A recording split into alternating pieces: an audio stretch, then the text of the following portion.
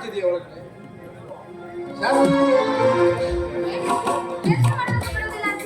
ಏನು ಅಲ್ವೇ, ಮದುವೆಯಾಗಿ ಎಷ್ಟು ದಿನ ಆಯ್ತು? ಎಷ್ಟು ವರ್ಷ ಆಯ್ತು?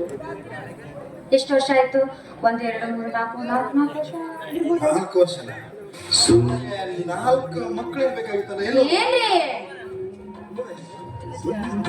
ಮದುವೆಯಾಗಿ 1 ವರ್ಷ 1 ತಿಂಗಳು ಗತಿಸಿಲ್ಲ.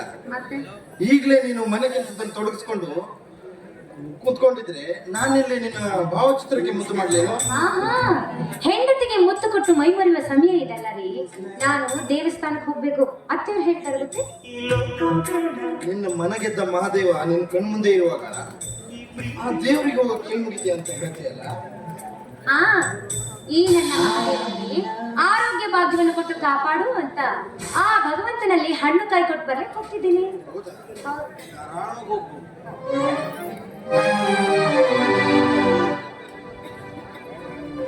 ನಾನು ಬಿಟ್ಟರೆ ಅಲ್ವಾ ನೀನು ಹೋಗೋದು?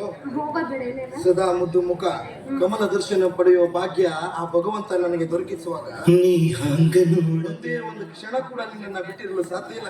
ಹೌದಾ? ಸರಿ ಹೋಯ್ತು. ನನ್ನ ಮುದ್ದು ಮುಖ ನೋಡುತ್ತಾ 24 ಗಂಟೆ ಇಲ್ಲೇ ಕೂತ್ಬಿಡಿ ಅಂದ್ರೆ ಮುಗಿದು ಹೋಗುತ್ತೆ ನಿಮ್ಮ ಶಿಕ್ಷಣ. ಶಿಕ್ಷಣದ ಸಲುವಾಗಿ ಪ್ರತಿ ವರ್ಷ ಆಸಕ್ತಿ ವಹಿಸಿ ಫಸ್ಟ್ ಕ್ಲಾಸ್ ಪಾಸ್ ಆಗ್ತಾ ಇದ್ದೆ. ಹೌದೇ? ಆದ್ರೆ ನಿನ್ನ ದರ್ಶನ ಯಾವತ್ತಾಯ್ತೋ ಆವತ್ತಿನಿಂದ ಇದೊಂದು ವರ್ಷ ಶಿಕ್ಷಣ ಮುಗಿಸೋದಂದ್ರೆ ದೊಡ್ಡವರ ಶಿಕ್ಷಣ ಅನುಭವಿಸಿದಂತಾಗಿದೆ. ಮತ್ತೆ ಮದುವೆಗೆ ಇಷ್ಟು ಬೇಗ ಯಾಕೆ ಮನಸ್ಸು ಮಾಡಿದ್ರಿ? ಓದಿದ್ಮೇಲೆ ಮದುವೆ ಆಗ್ಬೇಕಾಗಿತ್ತು.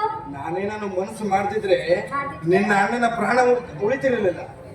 ಒಪ್ಪಿದ್ದಕ್ಕೆ ನನಗೇನು ವಿಪತ್ತು ಬಂದಿಲ್ವಲ್ಲ. ಆದ್ರೆ ಇಷ್ಟೇ, ಇನ್ನು ಮೇಲಿಂದ ನಿನ್ನನ್ನ ಬಿಟ್ಟಿರ್ಬೇಕು ಅನ್ನೋ ವಿಪತ್ತು ನನಗೆ ಬಂದಿದೆಯಲ್ಲ, ಅದೇ ನನಗೆ ಚಿಂತೆಯಾಗೋಗಿದೆ. ನೋಡಿ, ಇದೊಂದು ವರ್ಷ ಹೇಗಾದ್ರೂ ನಿಮ್ಮ ಶಿಕ್ಷಣವನ್ನು ಮುಗಿಸ್ಬಿಡಿ. ಅಂದಾಗ ಮುಂದೆ ಹೆಂಡತಿಯ ಮೋಹ ಮಮಕಾರದಲ್ಲಿ ಹಾಯಾಗಿ ಕಾಲ ಕಳೆದ್ರಂತೆ. ಈಗ ಸಹಿದ ಒಳಗೆ ಹೋಗಿ ಪುಸ್ತಕ ಹಿಡ್ಕೊಳ್ಳಿ, ಓದ್ಕೊಳ್ಳಿ. ನಾನು ದೇವಸ್ಥಾನಕ್ಕೆ ಹೋಗಿ ಬರ್ತೀನಿ. ಹೋಗ್ಬೇಕಾ? ಹೌದು. ನಿನ್ನು ಬಾ. ಯಾಕೆ? ಅಭ್ಯಾಸ ಮಾಡ್ತೀನಿ. ನಾನು ಮುಂದೆ ಕೂತ್ಕೊಂಡಿರು. ನಿಮ್ಮ ಅಭ್ಯಾಸ ಚೆನ್ನಾಗಿ ತಲೆ ಹತ್ತದೆ. ನಿಮ್ಮ ಅಭ್ಯಾಸ ನನಗೆ ಗೊತ್ತು. ನೀವು ಹೋಗಿ, ನಾನು ದೇವಸ್ಥಾನಕ್ಕೆ ಹೋಗಿ ಬೇಗ ಬರ್ತೀನಿ. ಏನಂತೀರಿ?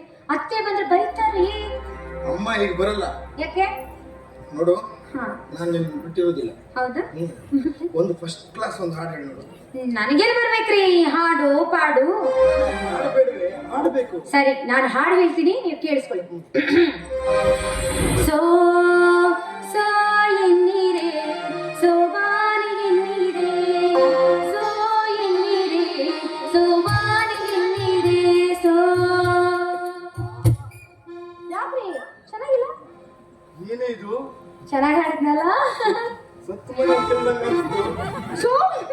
ರೀ ಏನ್ರಿ ಹಾಡು ಅಂದ್ರೆ ಈಗಿರಲ್ಲ. ಮತ್ತೆ ಹೇಗಿರುತ್ತೆ? ಈಗ ಕೇಳು. ಕೇಳ್ತೀನಲ್ಲ.